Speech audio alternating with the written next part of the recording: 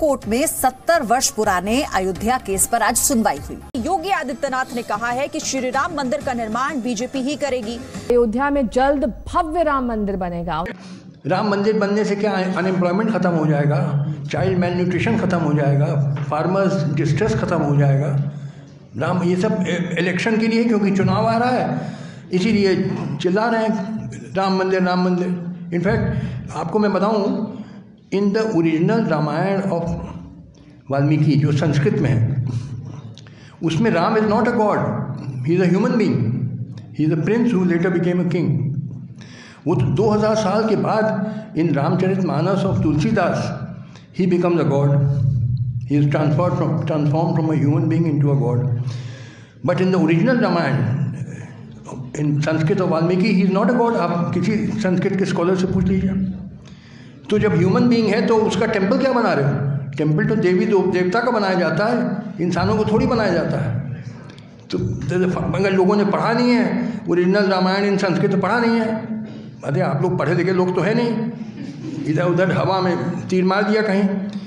आप पढ़ लीजिए original Ramayan in Sanskrit, Ram is not a god at all. तो उसका मंदिर क्या बना रहे हो जो है ही नहीं भगवान हो। हरे कृष्णा। तो आप लोगों ने जो अभी वीडियो देखा उसमें एक जस्टिस हैं। जस्टिस मतलब उनको बहुत सारे कानून न्याय पता है, उनको पता है अच्छा क्या है बुरा क्या है, और उसके आधार पर लोगों को, देश को किस तरह से डायरेक्शन देना है, किस तरह से दिशा देना है, कैसे निर्णय लेना है, ये सब उनकी एक जिम्मेदारी है। क्योंकि वो लॉ कॉलेज में गए हैं, उन्होंने लॉ बुक्स पढ़ी है ना। तो वो जो जिस तरह के वो स्टेटमेंट उन्होंने दिया, क्या राम मंदिर से अनएम्प्लॉयमेंट चला जाएगा, क्या फार्मर डिस्ट्रेस ख़त्म हो जाएगा, चाइल्ड मॉल न्यूट्रिशन ख़त्म हो जाएगा, है ना, ये केवल एक पॉलिटिकल प्रोपेगेंडा है राम मंदिर बनाना। और वास्तव में राम भगवान नहीं थे, वो तो जस्ट एक मनुष्य थे, एक महान मनुष्य थे, एक शक्तिशाली मनुष्य थे। लेकिन भगवान तो उनको अभी बता दिया गया है ना। तो इस तरह के उन्होंने कुछ तर्क प्रस्तुत किए, है ना। तो इसके बारे में हम चर्चा करने जा रहे हैं क्योंकि महत्वपूर्ण है। अभी हम समझेंगे इसका डिस्कस करने का फ़ायदा क्या है ना। क्योंकि आजकल मीडिया में जो भी कोई लीडर्स हैं, है ना, चाहे वो एडमिनिस्ट्रेटिव पोस्ट पर हों या हमारे टीचर्स हों या क्रिकेट सेलिब्रिटीज़ हैं, वो धर्म के बारे में कोई भी स्टेटमेंट देते हैं तो अधिकतर लोग, सभी तो नहीं, अधिकतर लोग उसको एब्सोल्यूट मान लेते हैं, हाँ ये सही बोल रहे हैं। क्योंकि ये समाज में एक प्रतिष्ठित पद पर है, इसीलिए वो जो बोल रहे हैं वो सही बोल रहे हैं। लेकिन उसके अंदर कितना तथ्य है, उन्होंने खुद शास्त्रों को कितना समझा है, उन्होंने सही और गलत का निर्णय किस तरह से लिया है, वो जाने बिना केवल हम एक ब्लाइंड फॉलोअर बन जाते हैं। तो ऐसे नेताओं को, ऐसे लीडर्स को भागवत में बताया गया है, अंधा यथा अंधा उपगीयमाना तेपिस्त्रतंता उरुदामनी बद्धा। एक अंधा है, वो कई अंधों को लीड कर रहा है ना। एक अंधा कई अंधों को लीड करेगा तो क्या होगा उसका, वो भी गड्ढे में जाके गिरेगा, है ना। हम ये वीडियो और देखेंगे बाद में, आगे आने वाले सेशन में। लोग ताली बजा रहे हैं, खुश हो रहे हैं, हाँ हाँ कितना अच्छा, कितना बढ़िया बोला है ना। तो जो मूर्खों की सभा में एक महामूर्ख है तो उसकी सब बड़ाई करते हैं, हाँ कितना बढ़िया बोला, कितना अच्छा बोला, है ना। ऐसे कई कौवे हैं, काएँ काएँ काएँ काएँ काएँ काएँ चिल्ला रहे हैं, उसमें से एक कौवे ने ऐसा काएँ काएँ बोला कि सब फेल हो गए उसके सामने। तो सब कितना बहुत बढ़िया, बहुत अच्छा, बहुत अच्छा, है ना। तो सही और गलत का निर्णय कैसे लिया जाए, पहले ये समझना पड़ेगा। मंदिर की आवश्यकता है कि नहीं है, राम भगवान है कि नहीं है, वो सही और गलत का निष्कर्ष कैसे आएगा, है ना। तो एक बहुत सुंदर इसमें वृत्तांत है। एक व्यक्ति था, है ना, जिसने एक मर्डर किया, खून कर दिया, और उसको सज़ा सुनाई गई। और सज़ा में उससे पूछा गया कि तुम्हारी कुछ आखिरी कुछ ख्वाहिश है, कुछ तमन्ना है आखिरी। तो बोला कि एक्चुअली मैंने जो मर्डर किया उसमें कुछ गलत नहीं किया, मैंने क्या गलत किया। तो जज है वो बहुत गुस्सा हो गया गलत नहीं किया, तुमने एक व्यक्ति को, एक बूढ़े व्यक्ति को इतना मारा और उसके टुकड़े टुकड़े कर दिए और टुकड़ों को तुमने पानी में फेंक दिया, नदी में फेंक दिया, और तुम बोले तुमने कुछ किया नहीं। तो व्यक्ति बोलता है कि क्या गलत किया इसमें, क्या गलत क्या है इसमें? बोले तुमको गलत नहीं दिख रहा है? ऐसे निर्दयता से तुमने उसको मारा है और तुमको उसकी सज़ा मिलेगी। तो व्यक्ति बोलता है कि सर, आप एक गवर्नमेंट के एक पार्ट है ना, एक गवर्नमेंट का डिपार्टमेंट है ना, इसी गवर्नमेंट के डिपार्टमेंट ने मुझे बचपन में पढ़ाया था कि हम सब रसायन से बने हैं, रसायन के एक थैले हैं। तो अभी एक रसायन सब मिलके एक व्यक्ति का फॉर्म था। जैसे एक कार का एक्सीडेंट हो गया, कार क्रैश हो गई, या एक बिल्डिंग थी, बिल्डिंग गिर गई, तो एक व्यक्ति था, वो छोटा छोटा टूट गया। वो है तो रसायन ना, क्योंकि अल्टीमेटली इस बॉडी के बनने से पहले हम नहीं थे, और बॉडी जब खत्म हो जाएगी उसके बाद हम नहीं होंगे। तो एक रसायन का फॉर्म दूसरे रसायन के फॉर्म में चेंज हो गया। तो मैंने क्या गलती की? आप ही लोगों ने तो सिखाया था मुझे बचपन में, तो मैंने ये कर दिया, है ना। फिर बाद में क्या हुआ, वो जो व्यक्ति था जिसकी मृत्यु हुई थी, उसका अंतिम संस्कार हुआ। तो अंतिम संस्कार में क्या हुआ, उसकी बॉडी तो बची नहीं थी। तो उन्होंने क्या किया, क्योंकि वो भी सब साइंस के स्टूडेंट थे, साइंस से पढ़े हुए थे, तो उन्होंने देखा कि बॉडी में क्या है, इतना पानी होता है, इतना कैल्शियम होता है, इतनी अलग अलग गैसेस होती हैं, इतना नाइट्रोजन होता है। तो उन्होंने 10 गैलन पानी लिया, कुछ कार्बन लिया, कुछ कैल्शियम लिया, उसको ऐसे ट्रक पे सजा दिया एक व्यक्ति की तरह, उसके ऊपर फूल रख दिए और उसका अंतिम संस्कार निकाल गया। सब रो रहे हैं, देखो ये चला गया, ये चला गया। वो व्यक्ति तो मर गया है, लेकिन जो व्यक्ति में केमिकल्स हैं वो उन्होंने सजा के उसको रख दिया। तो सब आश्चर्यचकित होने लगे कि अरे अच्छा, ये अंतिम संस्कार हो रहा है। पहली बार ऐसा अंतिम संस्कार देखा है जहाँ बहुत सारे केमिकल्स को रखकर उसको ले जा रहे हैं। तो अगर हम केवल यही समझें कि हम एक रसायन हैं, इस जीवन से पहले हमारा कोई जीवन नहीं था और इस जीवन के बाद हमारा कोई जीवन नहीं होगा, केवल एक रसायन है, तो समाज में प्रेम है ना, या फीलिंग्स, भावनाएं, इनका स्थान, दर्द, सुख, दुख, ये सब क्या है? ये केवल एक केमिकल रिएक्शन है। प्रेम क्या है ना? स्त्री ने पुरुष को देखा, पुरुष ने स्त्री को देखा, एक हार्मोन रिलीज हुआ, प्रेम इतना ही है बस। ये फ्रेंडशिप क्या है? एक हमारे बॉडी में कुछ केमिकल रिएक्शन हुई, उसके सामने उसमें केमिकल रिएक्शन हुई, ये फ्रेंडशिप है। तो क्या इतने ही हमारे संबंध है, इतने ही हमारे रिलेशनशिप है कि इसे हम केमिकल्स ही हैं?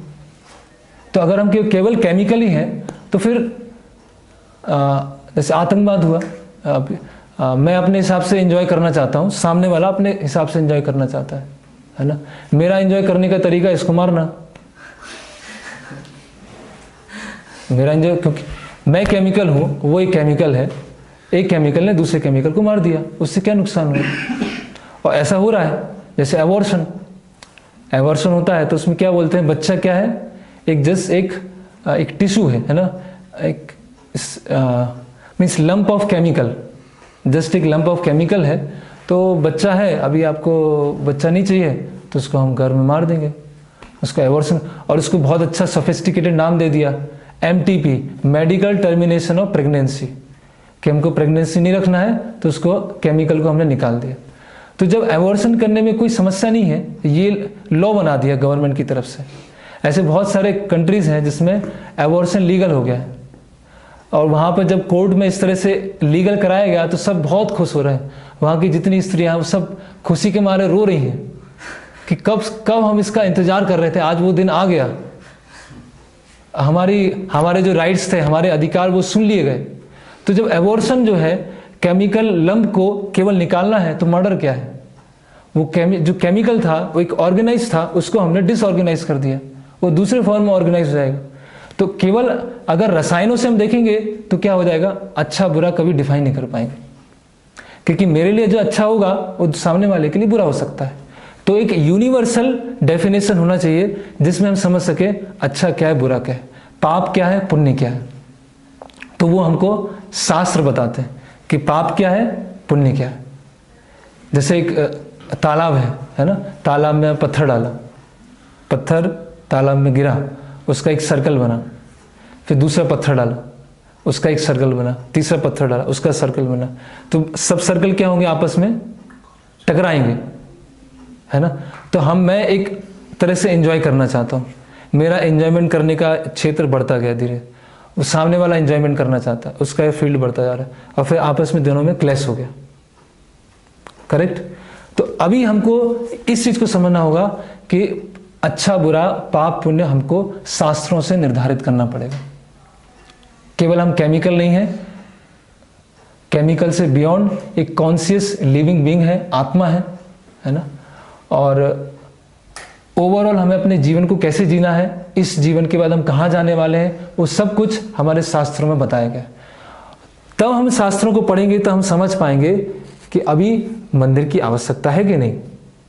भगवान मतलब राम एक महापुरुष हैं, एक शक्तिशाली कोई व्यक्ति है या भगवान है, तब हम उसको समझना प्रारंभ करेंगे, है ना।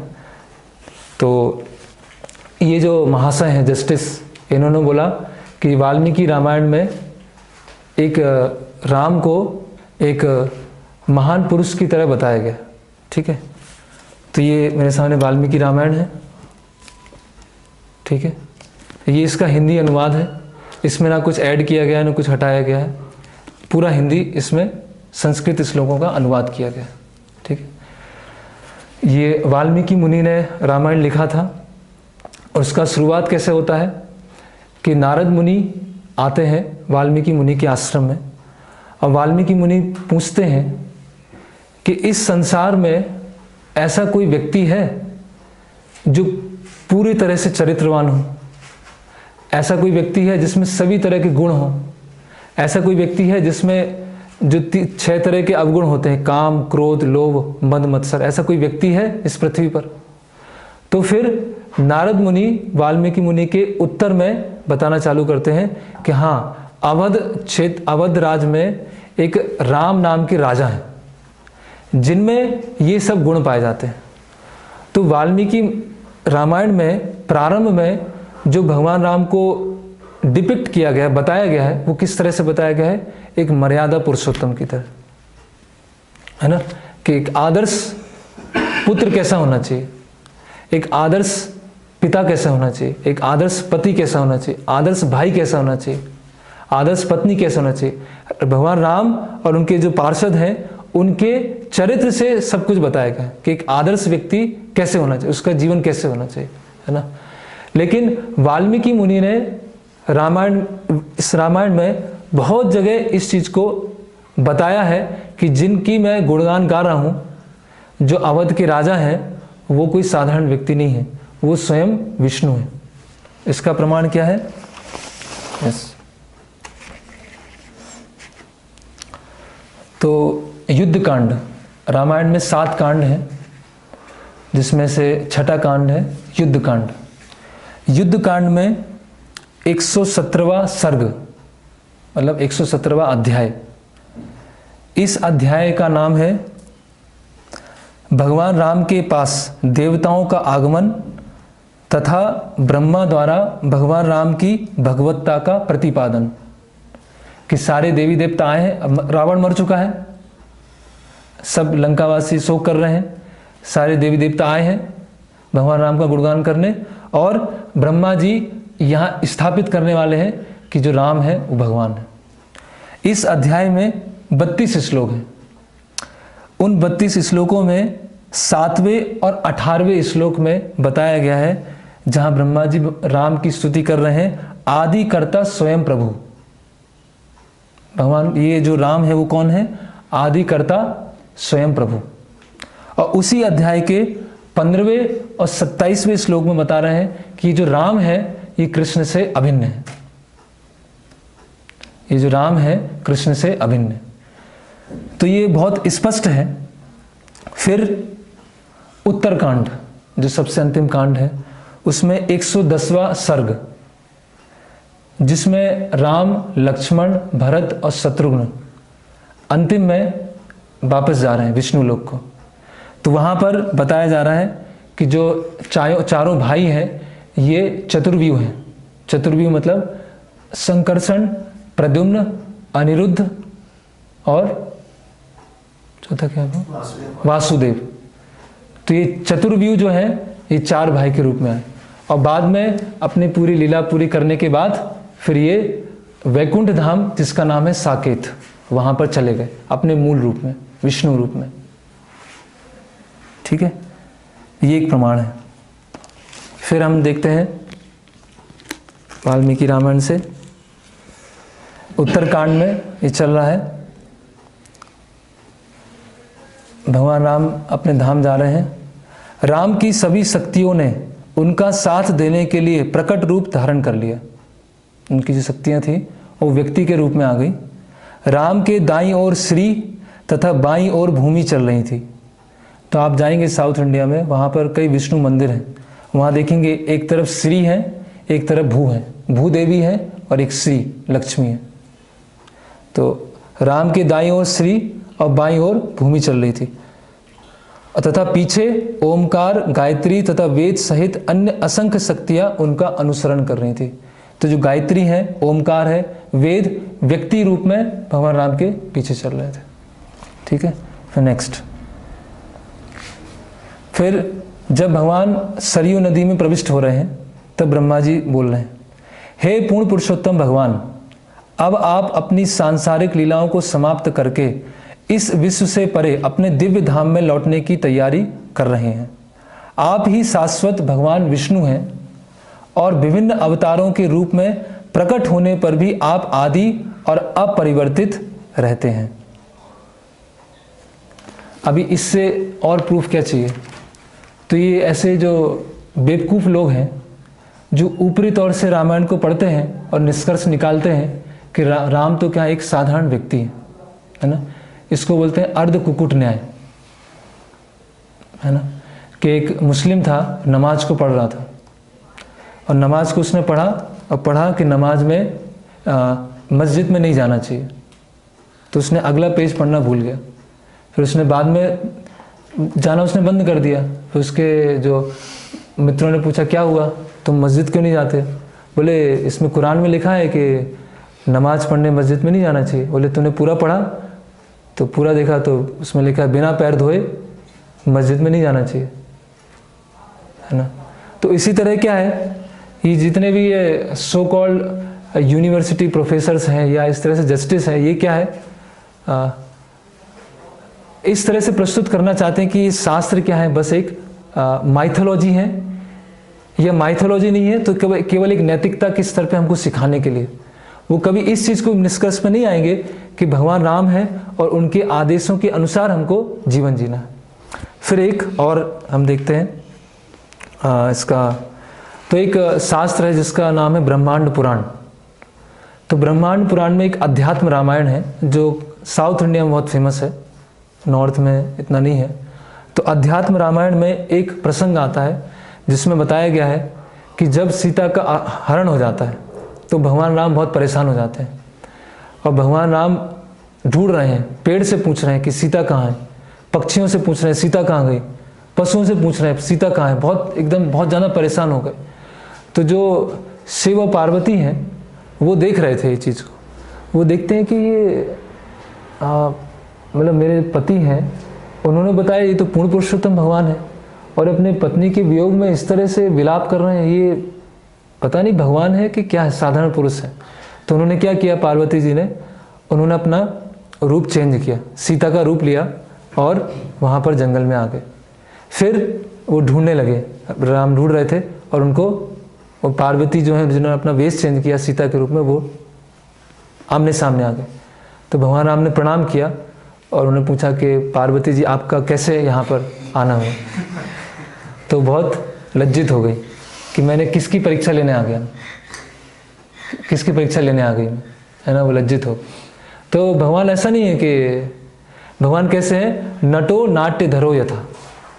जैसे एक स्टेज पर एक व्यक्ति, एक एक्टर है जो कुछ नाटक परफॉर्म कर रहा है ना, तो कुछ ऐसे इमोशंस आ रहे हैं, रोने का सीन आ रहा है या कोई एक्साइटमेंट आ रहा है, जैसे भगवान विलाप कर रहे हैं सीता माता के लिए, लेकिन उनको पता है सीता कौन है, मैं कौन हूँ, पूरा ये सब घटना क्या चल रही है ना। तो इस तरह से वो इस तरह से पूरा अपना लीला करते हैं कि जो मूर्ख लोग हैं या कम बुद्धिमान लोग हैं उसको पहचानने में उनको दिक्कत हो जाती है।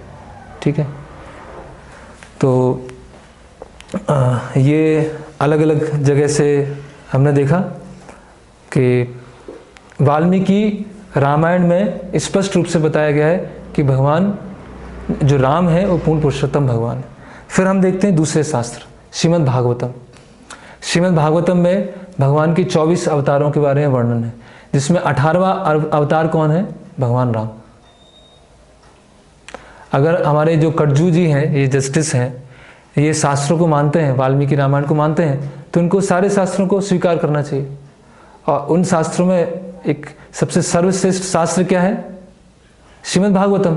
और भागवतम के प्रथम स्कंद के 3 अध्याय में 24 अवतार दिए गए हैं, जिसमें से 18वां अवतार है भगवान राम का। फिर भागवतम का जो 9वां स्कंद है, 9वें स्कंद के 10वें और 11वें अध्याय में पूरा विस्तार से भगवान राम के बारे में वर्णन किया गया है ना। तो या तो शास्त्र लिखने वाले बेवकूफ़ हैं या हमारा जस्टिस बेवकूफ़ है, दोनों में से एक बेवकूफ़ है। तो शास्त्र लिखने वाले तो परफेक्ट हैं, है ना, और शास्त्र अपौरुष हैं, लेकिन जो इस तरह से कमेंट कर रहे हैं जाने बिना, ये क्या है, ऐसे मेढक होता है ना, टर्राता है, टर्र टर्र टर्र, है ना, वो किसको निमंत्रण देता है, सांप को देता है। जितना ज़्यादा टर्राएगा वो उतना जल्दी सांप आता है उसके पास। तो ये ऐसे लोग हैं, है ना। ओके, तो सेकंड, अभी हम देखते हैं कि भगवान राम के राज्य में प्रजा कैसे रहती थी, राम राज्य कैसे था। अगर हमने एक साइड पॉइंट में मान भी लिया कि जो राम है एक साधारण एक महापुरुष थे, मान भी लिया, कहने के लिए मान लिया, लेकिन उनके राज्य में क्या था वो देखते हैं। तो हमारे कटजू जी बोल रहे हैं कि फार्मर डिस्ट्रेस है ना, मेल न्यूट्रिशन है, और क्या हमारे कटजू ने बोला, अनएम्प्लॉयमेंट है। तो इसका क्या होगा। ओके, बालकांड में बता रहे हैं, भगवान राम के राज्य में प्रत्येक व्यक्ति सुखी एवं संपन्न होगा, उन्हें भूख, अभाव एवं चोरी का कभी भय नहीं होगा। सभी नगरों एवं ग्रामों में प्रचुर मात्रा में अन्न, फल, सब्जी तथा दूध से निर्मित वस्तुएं उपलब्ध होंगी। वस्तुतः प्रजा उसी धर्म निष्ठा तथा प्रसन्नता का अनुभव करेगी जो सतयुग में पाई जाती थी। बाढ़, भूकंप, अकाल आदि प्राकृतिक प्रकोप कभी नहीं होंगे। स्त्रियां सदा पवित्र रहेंगी और उन्हें वैधव्य से पीड़ित नहीं होना पड़ेगा। ये राम राज्य का वर्णन है। फिर हम देखते हैं आगे और बता रहे हैं वाल्मीकि जी,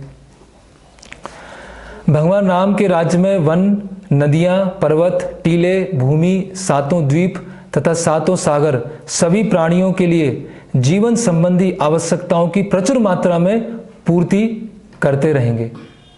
सभी प्रकार की शारीरिक एवं मानसिक पीड़ा, व्याधि, जरावस्था, दुख, निराशा, भय, कष्ट का नितांत अभाव होगा।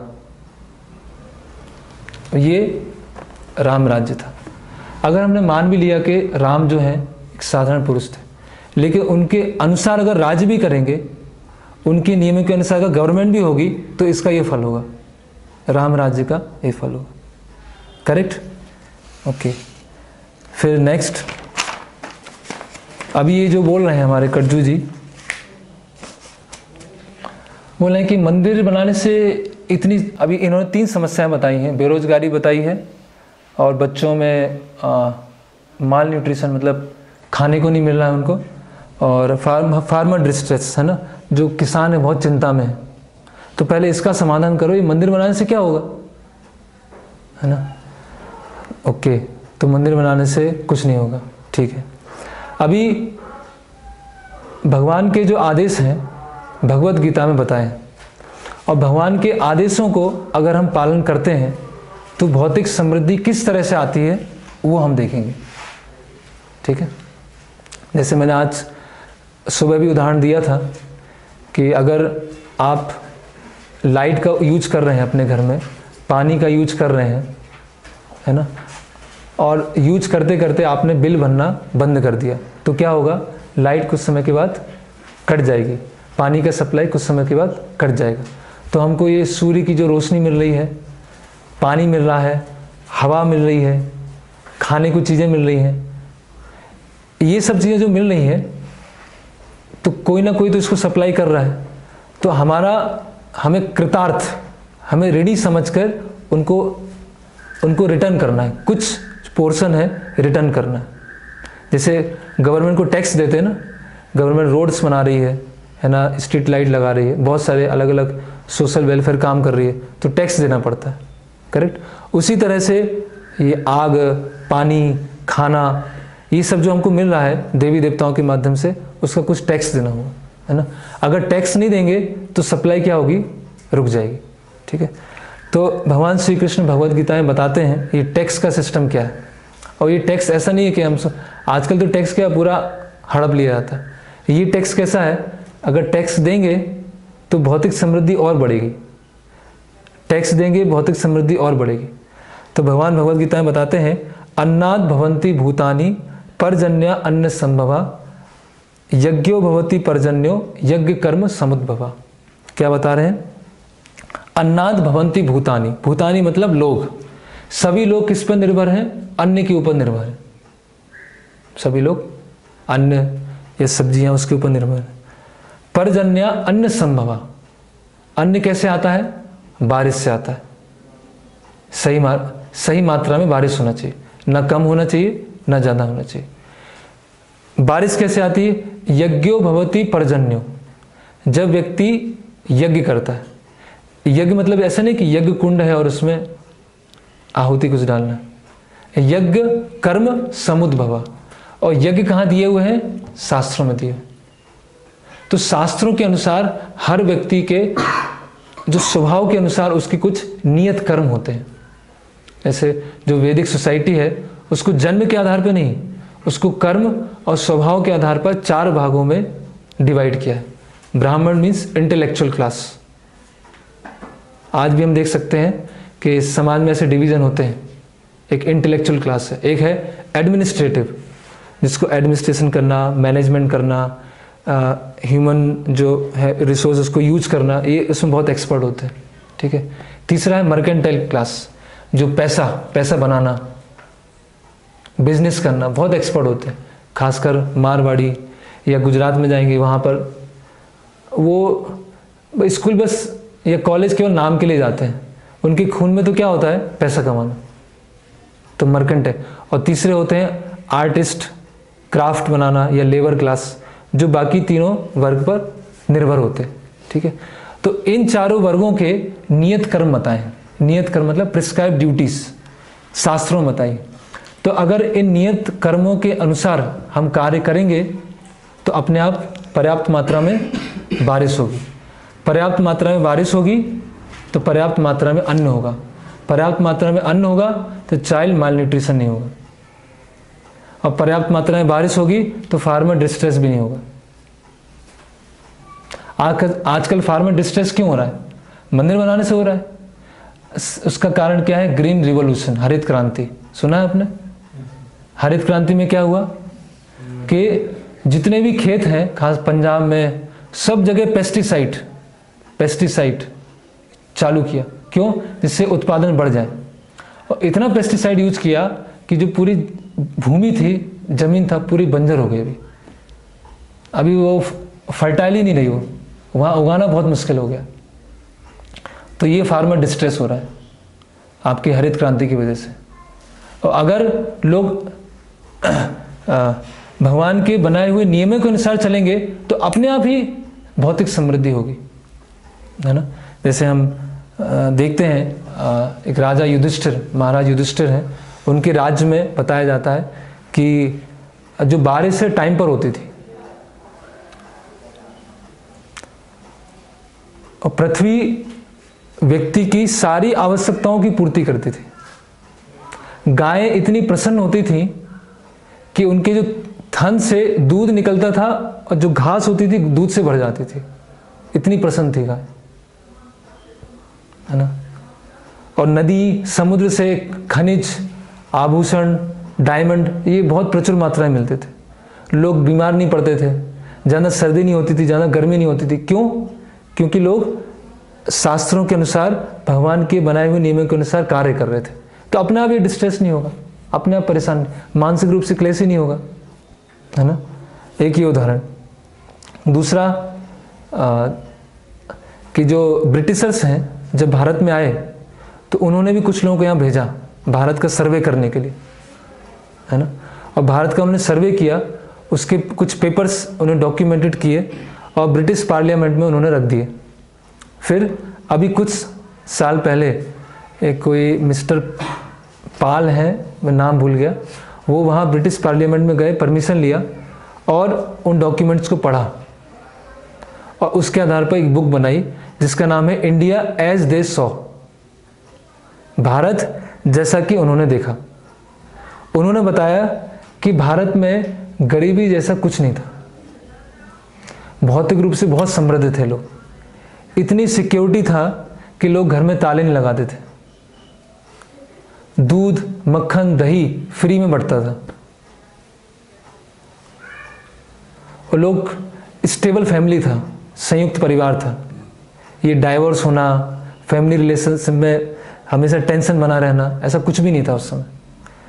और सोना, सोने की चिड़िया बोलते थे, इतना सोना था। और लोग मक्खन से होली खेलते थे, बटर से होली। इमेजिन कर सकते हैं आप मक्खन से होली खेलना? इतनी समृद्धि थी। क्यों? क्योंकि लोग शास्त्रों के अनुसार अपना जीवन जी रहे थे। तो हमारे जो ब्रिटिशर्स हैं, उन्होंने जितना मुस्लिम ने डैमेज नहीं किया वैदिक संस्कृति को, उतना ब्रिटिशर्स ने डैमेज किया। मुस्लिम ने तो क्या किया, लूट के ले गए, है ना। वो गजनवी आया, वो सोमनाथ मंदिर पे अटैक किया और लूट के ले गए। लेकिन लोग क्योंकि इस स्क्रिप्चर्स को फॉलो कर रहे थे तो भौतिक समृद्धि फिर से बन गई। लेकिन ब्रिटिशर्स ने क्या किया, भारतीयों के मन से और हृदय से शास्त्रों पर जो श्रद्धा थी उसको पूरा कट कर दिया और उन्होंने बोला ये शास्त्र जस्ट एक माइथोलॉजी है, एक दंत कथाएं हैं, ये आदिवासियों के लिए है, ये पिछड़े लोगों के लिए है, ऐसा कुछ हुआ नहीं है, हमें अभी मॉडर्न साइंस के अकॉर्डिंग चलना। इस तरह लोगों के मन में भ्रम डाल दिया। और आज देखिए आप भारत की स्थिति क्या है। हम ये बोल सकते हैं टेक्नोलॉजिकली एडवांस है, एक तरीके से बोल सकते हैं, लेकिन जो बेसिक नेसेसिटीज है उसका क्या हो रहा है? एक्चुअली मटेरियल प्रॉस्पेरिटी है, उसकी डेफिनेशन है शास्त्रों में। क्या बताई है कि आप अपना खाना, रोटी, कपड़ा और मकान कम से कम समय में, कम से कम प्रयास करके अगर आप उसको हासिल कर सकें तो उस व्यक्ति को मटेरियली एडवांस बोला जाता है। कम से कम समय में, कम से कम प्रयास करके अगर आप बेसिक नेसेसिटीज़ को एक्वायर कर सकते हैं तो हम बोलेंगे ये कंट्री या ये व्यक्ति भौतिक रूप से विकसित है, डेवलप्ड है। लेकिन आज क्या हो रहा है? आज 25, 27, 30 साल तक भी चिंताएं रहती हैं, क्या होगा आगे चल के, जॉब लगेगा नहीं लगेगा, प्लेसमेंट होगा नहीं होगा, कितनी ज़्यादा एंजाइटी होती है। और प्लेसमेंट हो भी जाता है तो वहाँ पे इतना प्रेशर होता है, पीयर प्रेशर होता है, ऊपर से बहुत प्रेशर आता है, बहुत कंपटीशन होता है, तो अपने आप में जॉब को सस्टेन करने के लिए बहुत पूरा मेहनत करना पड़ता है। तो ये सिस्टम हमने बिगाड़ा है ना। नो डाउट अभी उस सिस्टम में है, उसको हम किसी तरह से कर रहे हैं, है ना। लेकिन हमको समझना पड़ेगा कि रियल भौतिक समृद्धि क्या होती है, वो कैसे आती है। तो हमारे जो ये मार्कंडेय कटजू जी बोल रहे हैं कि मंदिर बनाने से कुछ नहीं होगा और इसको ये करो, माल न्यूट्रिशन हटाओ, गरीबी हटाओ, लेकिन उसका सॉल्यूशन तो ये है। उस सॉल्यूशन को आप फॉलो नहीं कर रहे हैं। अभी देखो अनएम्प्लॉयमेंट क्यों बढ़ रहा है? 10 व्यक्ति का काम एक मशीन कर रही है और एक मशीन को ऑपरेट करने के लिए एक व्यक्ति, उन 9 लोगों का क्या हुआ? श्रील प्रभुपाद बताए, श्रील प्रभुपाद मॉर्निंग वॉक में जा रहे थे तो अपने शिष्यों से चर्चा कर रहे थे, तो बोले कि श्रील प्रभुपाद ये अनएम्प्लॉयमेंट बहुत बढ़ रहा है, बेरोजगारी बहुत बढ़ रही है। तो प्रभुपाद बोले कि बेरोजगारी तो और बढ़ेगी। अभी आप जितने ज़्यादा मशीनों का आविष्कार करेंगे उतना आपका जो मैन पावर कम होता जाएगा उसको ऑपरेट करने के लिए कुछ गिने चुने लोग होंगे तो बढ़ेगी। अभी आप देखो जो गृह उद्योग थे या घरों में जो लघु उद्योग थे वो धीरे धीरे खत्म हो गए, है ना। तो अभी क्या हो गया, समाज का एक वर्ग क्या हो गया, वो बहुत ज़्यादा जिसके पास पैसा है, और समाज का एक वर्ग क्या होगा, बहुत ही जिसके पास पैसा नहीं है। ये डिफरेंस बहुत आ गया, पहले इतना डिफरेंस नहीं था, सब गरीबी जैसे था ही नहीं कुछ, क्योंकि लोग फॉलो कर रहे थे, शास्त्रों को फॉलो कर रहे थे। करेक्ट। तो हमारे जो ये कटजू जी बोल रहे हैं, इनको शास्त्र अच्छी तरह से पढ़ना चाहिए। फिर अभी प्रश्न आता है कि फिर मंदिर की क्या आवश्यकता है। ठीक है, हम शास्त्रों को फॉलो कर लेंगे, घर में बैठ के पढ़ लेंगे और फॉलो कर लेंगे, मंदिर की क्या आवश्यकता, इतना महंगा मंदिर क्यों बनाना। आप लोग भी गए थे ना यहाँ देखने मंदिर, तो उसमें बहुत खर्च हो रहा है, उसको और किसी काम में लगा सकते थे। तो मंदिर वास्तव में है क्या, हम ये देखेंगे। मंदिर एक हॉस्पिटल है ना। मंदिर एक हॉस्पिटल, उस हॉस्पिटल में कुछ दक्ष एक्सपर्ट डॉक्टर हैं, वहाँ एक मेडिसिन मिलती है, वो क्या है, भगवान का नाम और भगवान की कथा, हरि कथा और हरि नाम। वहाँ डाइट, जैसे डॉक्टर मेडिसिन देता है और बताता है ये डाइट है, ये खाना, इतना खाना है, तला हुआ नहीं लेना, खट्टा नहीं लेना। तो डाइट क्या है, भगवान को ऑफर किया हुआ प्रसाद, है ना। तो वो ये डॉक्टर कौन से हैं, जो हमारे अंदर गंदगी भरी हुई है ना, और इस गंदगी के कारण ही समाज में गंदगी है। अब हमारा हृदय शुद्ध हो जाएगा तो समाज में अपने आप ही सब समस्याएं चली जाएंगी, है ना। हम जैसे देख रहे हैं युधिष्ठिर महाराज, उसमें देख कि उनका कोई शत्रु नहीं था, और शत्रु ना होने की वजह से सब बहुत बहुत खुशी से, बहुत प्रसन्नता से रहते थे, कोई ऐसे टेंशन था ही नहीं। आज देखो आप सिक्योरिटी का कितना टेंशन है, आप बैंक में भी जमा कर दो, 10 साल लॉकर भी लगा दो तो भी वो तोड़ के ले जाएंगे, कितनी एंजाइटी है।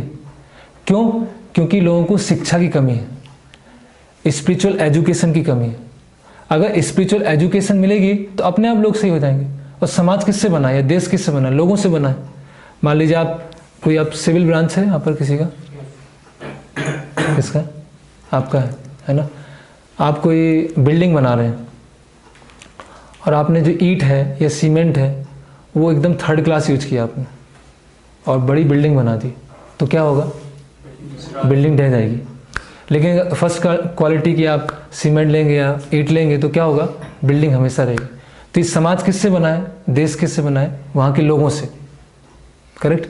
अभी लोगों के अंदर ही करप्शन भरा हुआ है, लोगों के अंदर ही गंदगी भरी हुई है, तो उससे मिलके जो समाज होगा वो क्या होगा। इसलिए बोलते थे, प्रभुपाद बोलते थे कि this is polished animalistic civilization, है ना, sophisticated animal civilization, sophisticated animals है बस, उससे ज़्यादा कुछ नहीं, क्योंकि वृत्ति तो वही है पशु की जैसी। तो ये जो मंदिर है वो क्या है, हॉस्पिटल है, जहाँ पर हमारा भव रोग उसका ट्रीटमेंट होता है। वहाँ पे उसकी डाइट दी जाती है, कृष्ण प्रसाद दिया जाता है और मेडिसिन दी जाती है। फिर ये मंदिर क्या है, एजुकेशनल इंस्टीट्यूट है, बहुत सारे एजुकेशनल इंस्टीट्यूट है ना। तो वहाँ पर जो भी हमारे जो भी एजुकेशनल इंस्टीट्यूट है उसमें जो भी ज्ञान दिया जाता है शरीर या शरीर से संबंधित दिया जाता है। आप कोई भी नॉलेज लो, आपकी कोई भी ब्रांच लें, हम मेडिसिन लें, इंजीनियरिंग लें, आर्किटेक्ट लें, अल्टीमेटली उसको बॉइल डाउन करें तो कहाँ पे आता है, शरीर या शरीर से संबंधित। तो ये एजुकेशनल इंस्टीट्यूट कैसा है, जहाँ पर सोल से संबंधित नॉलेज दी जाती है। फिर मंदिर क्या है, मंदिर है वैदिक रिसर्च लेबोरेटरी। मंदिर क्या है, एक लैब है, जहाँ पर लैब पे आप रिसर्च करते हैं ना, आप लोग भी रिसर्च कुछ करते होंगे ना, या करेंगे आगे चल के, रिसर्च की जाती है और नया क्या निकाल सकते हैं। तो यहाँ भी क्या है, भगवत तत्व का अनुसंधान किया जाता है कि वास्तव में सत्य क्या है, इटर्नल क्या है, टेम्परेरी क्या है, मैं कौन हूँ, ये सब सत्य के बारे में अनुसंधान किया जाता है ना। और फिर ये मंदिर क्या है, यूनिवर्सिटी है। जैसे यूनिवर्सिटीज़ में अलग अलग डिपार्टमेंट्स होते हैं, तो यहाँ भी अलग अलग डिपार्टमेंट्स। जिसको मेजर 2 डिपार्टमेंट है, जिसको हम बोलते हैं भागवत मार्ग और पंचरात्रिक मार्ग। ये टेक्निकल नाम है। भागवत मार्ग मतलब हम श्रवण करते हैं, कीर्तन करते हैं, जप करते हैं, सेवा करते हैं। और एक पंचरात्रिक मार्ग जहाँ पर डीटी वर्शिप करते हैं, है ना। और भी बहुत सारे डिपार्टमेंट। तो मंदिर केवल ऐसा नहीं कि बस कुछ लोग जो हैं जिनको जीवन में निराश थे, हताश थे, कोई काम नहीं कर पाए, और मंदिर में आके बैठे हैं, अपना भजन कर रहे हैं, है ना। ऐसा नहीं, मंदिर नहीं है। मंदिर का एक डायनेमिक सेंटर है ना।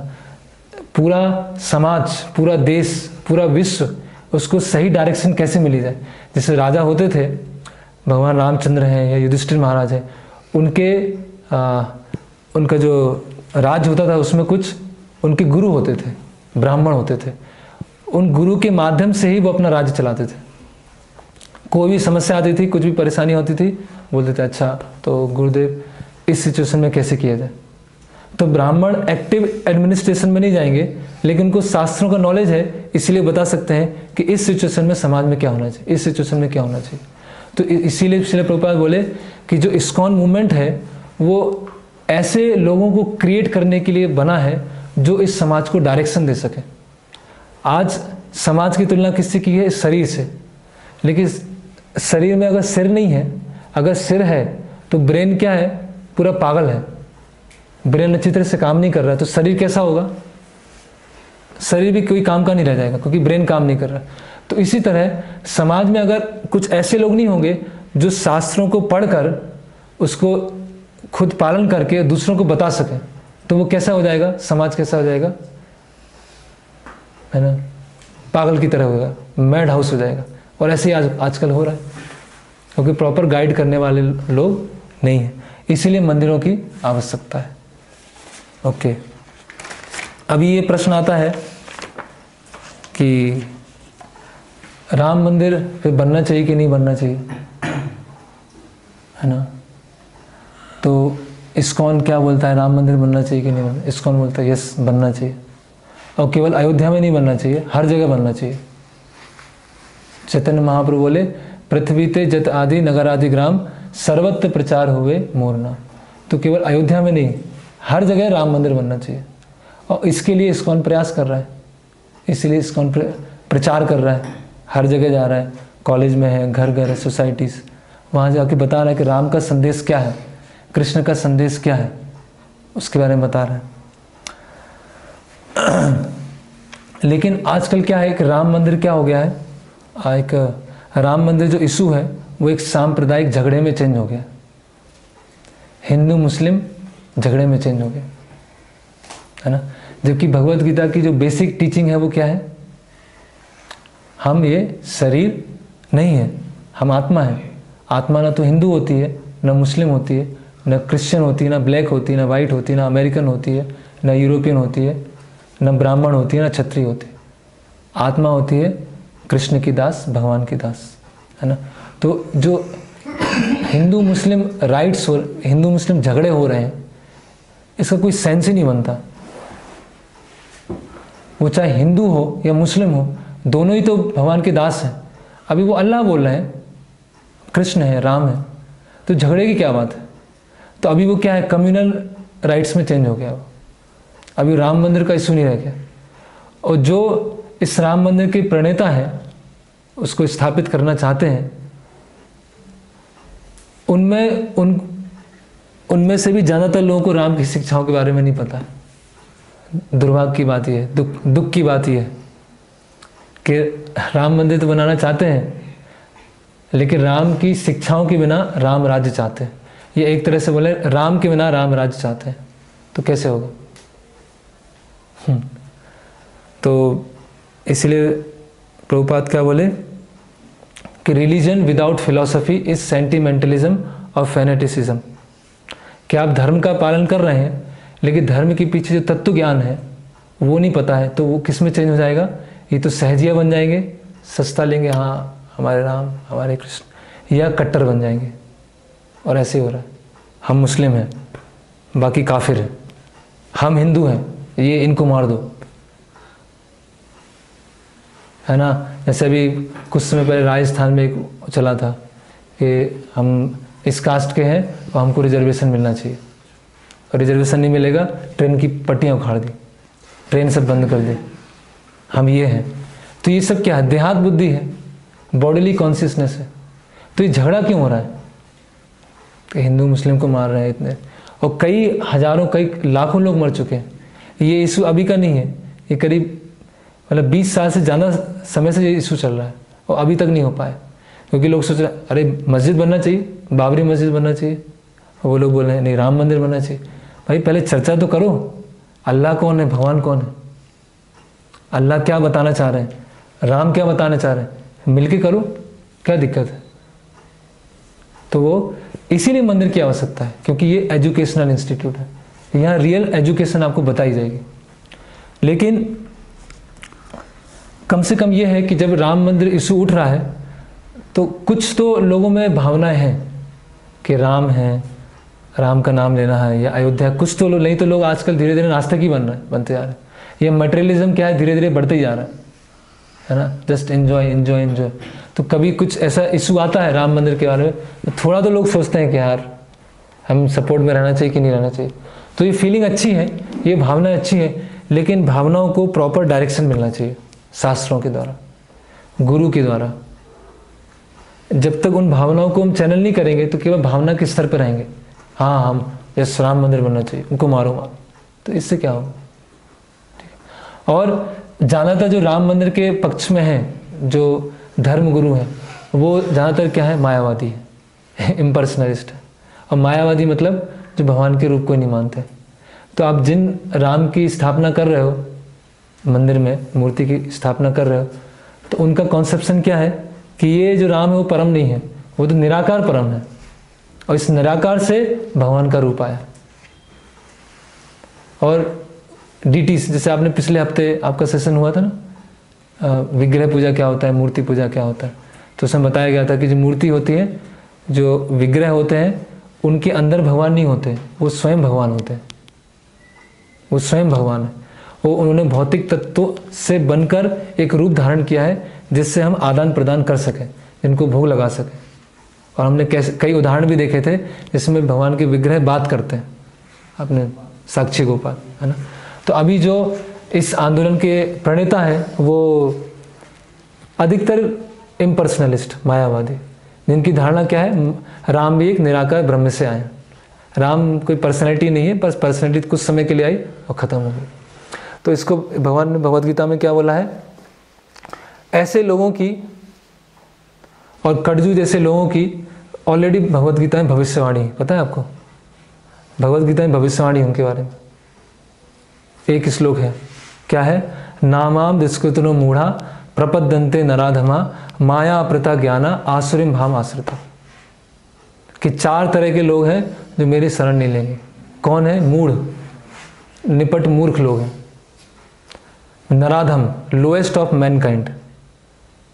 आसुरिम भाव आश्रिता, जो भगवान के अस्तित्व को खत्म करना चाहते हैं। और एक है माया अप्रता ज्ञान, बहुत इंटेलिजेंट है, बहुत सारी बुक्स पढ़ रखी हैं, यूनिवर्सिटी में बहुत ऊंचे पद पर हैं, जस्टिस हैं, लेकिन माया ने उनका ज्ञान हर लिया। रावण के पास भी बहुत नॉलेज था। रावण भी ब्राह्मण कुल में पैदा हुआ था, वेदों का ज्ञान था। वो क्या सोचता था, अरे वन में घूमने वाला राम ये क्या करेगा, साधारण मनुष्य है, ये क्या कर पाएगा।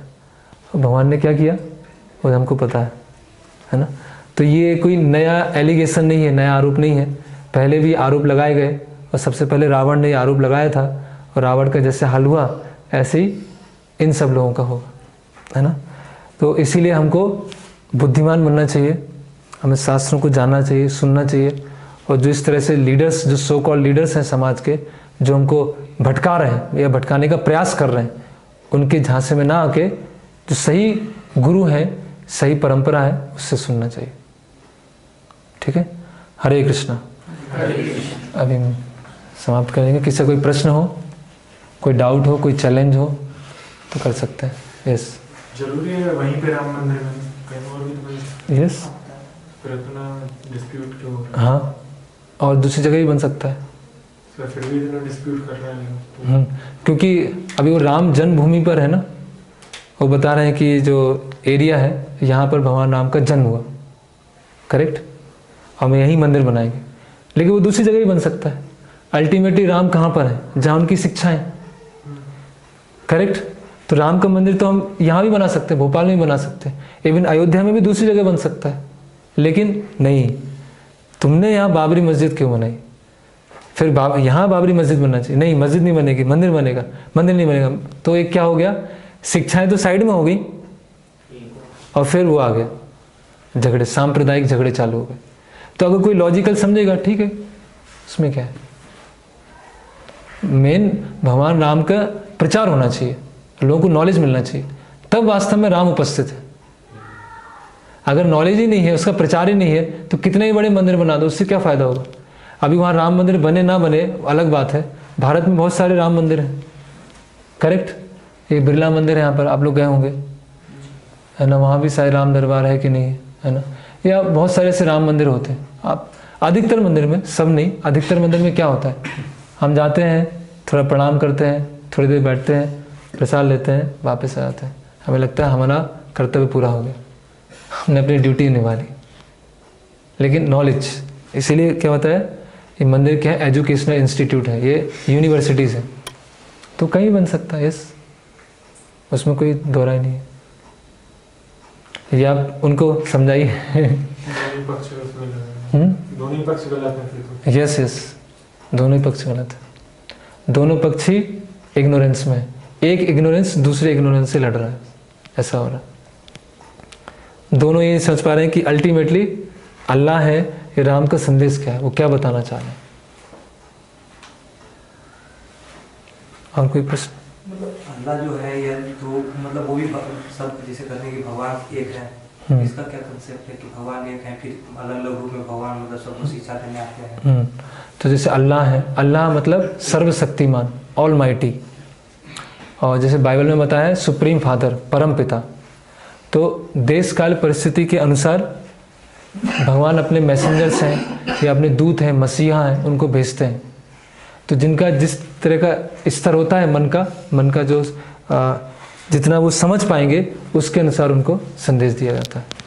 तो अल्लाह भगवान का ही एक फॉर्म है, इम्पर्सनल फॉर्म है ना। ऐसे सुप्रीम फादर कौन है, तो बाइबल में बताया है man is made in the image of God. तो अगर मनुष्य है, उसका रूप है, तो जो सुप्रीम फादर है उसका भी रूप होना चाहिए। लेकिन जो बाइबल और कुरान में है उसमें बहुत विस्तार से नहीं बताया, बहुत थोड़ा थोड़ा हिंट दिया गया। लेकिन जो वैदिक लिटरेचर है उसमें बताया गया कि जो अल्लाह की बात कर रहे हैं आप, सुप्रीम फादर की बात कर रहे हैं, वो हैं कौन, कहाँ रहते हैं, कहाँ उनका घर है, करते क्या है, क्या उनका संदेश है, वो सब विस्तार से यहाँ बताया।